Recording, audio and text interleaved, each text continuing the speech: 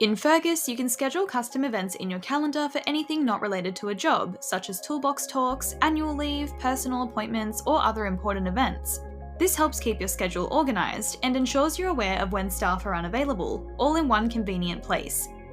To schedule a custom event on desktop, click the calendar button in the top navigation bar, click on your desired time slot in the calendar, enter the event details, including title and description, assigned staff, start and end dates and times, and if needed, make the event recurring. Finally, click Schedule to save your event. You can also schedule custom events on Fergus Go. Open the calendar at the bottom of the screen. Tap and hold the time you want to book, or tap Schedule in the bottom right. Select Custom Event and enter the necessary details.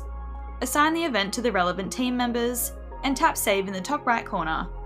And a quick note, any time entries added to a custom event are going to be saved as uncharged time, considering they're not actually assigned to a job.